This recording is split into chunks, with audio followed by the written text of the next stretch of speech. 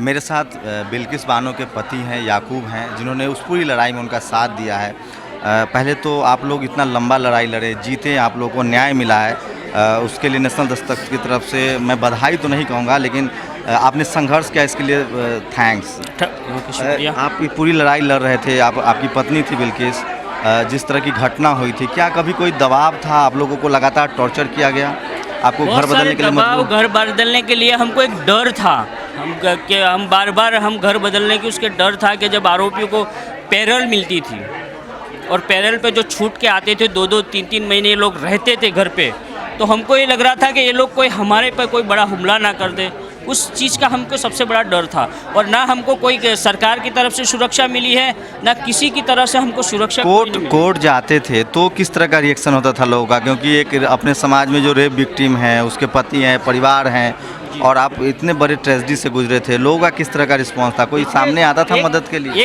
एक समुदाय पे जो हमला हुआ था 2002 में, एक तरफ से एक समुदाय पे जो हमला हुआ था, मुस्लिम समुदाय पे जो हमला हुआ था, उसके अंदर एक बिल्किस बानो जो का हिंसा की जो ये हुई है, उसमें हमारे समाज भी उसको सपोर्ट करने में, न्याय लेने के लिए उसको सपोर्ट करने में पूरी तरह हमारी समाज ने उसको सपोर्ट करा है। कोई था जो आपकी थोड़ी बहुत, आप चूँकि रोज़ कमाने खाने वाले लोग हैं, हम लोग जैसे थे, तो क्या कोई था जो थोड़ी सी बहुत आर्थिक मदद करे आपकी, कि आप लंबा लड़ाई लड़ रहे हैं, एक पूरे समाज की लड़ाई लड़ रहे थे, वो समाज पर हमला था, कोई था जो मदद के लिए? परिवार की तरफ से जो हम लोग तो हमारी लड़ाई लड़ते हैं, लेकिन परिवार से जितना भी हमको सपोर्ट मिला है वो हमको मिला है। कोई समाज से नहीं आया, कोई आर्थिक मदद करने नहीं आया? समाज से कोई नहीं आया, पैसे कौड़ी की मदद समाज से कोई नहीं आया, लेकिन बिल्किस बानो केस के बाद रहीमाबाद कॉलोनी जमियत उलमा हिंद ने रणदीकपुर गांव का जो बिल्किस का पूरा परिवार जो गांव था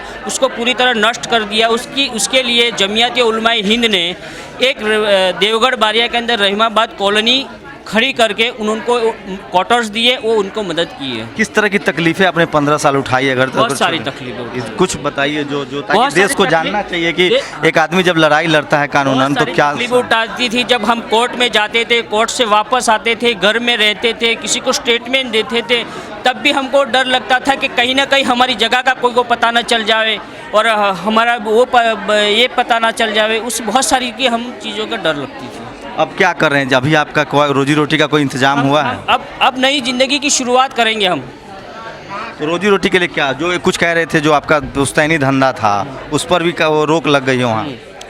हम अब सोच रहे हैं कि हम क्या कौन सा धंधा चालू करेंगे। अब थोड़ा टाइम हमें दीजिए, हम आप वो भी बताएंगे कि हमने धंधा। सरकार की तरफ से अब तक कोई मदद नहीं मिली हमको। तो ये बिल्किस बानो के पति थे। आप सोचिए, इस देश में एक गरीब आदमी जब 15 साल का लंबा संघर्ष करे, वो भी व्यवस्था के खिलाफ, जिस राइट्स में बात कही जाती है कि सरकार का, पुलिस का हाथ था। 11 लोगों को सज़ा मिली है, इसमें 5 पुलिस वाले हैं। आप समझ लीजिए कि कितनी कठिन होगी वो लड़ाई, कितना संघर्ष किया होगा इन्होंने, और किस तरह के हालात रहे होंगे। लेकिन ऐसे ही लोग मिसाल बनते हैं समाज में। इन्होंने एक आईना दिखाया है कि अगर आपको न्याय व्यवस्था पर भरोसा हो और लगातार संघर्ष करें तो इंसाफ तो आएगा, लेकिन इंसाफ जितनी देर से आता है उससे साफ है कि क्या आज भी अपने देश में किसी जाति, किसी मजहब विशेष के होने से आपको इंसाफ मिलने में देरी होती है। इस मामले में बिल्किस ने एक लंबी लड़ाई लड़ी, उसे इंसाफ तो मिला है, लेकिन देर जरूर हुई है। ऐसे में सवाल उठता है कि क्या भारत की जो न्याय व्यवस्था है वो और सर्वसुलभ हो, ताकि जो जस्टिस है वो सिर्फ हो ही नहीं, जस्टिस होता हुआ भी दिखे। कैमरामैन के साथ शंभू कुमार सिंह, नेशनल दस्तक, दिल्ली।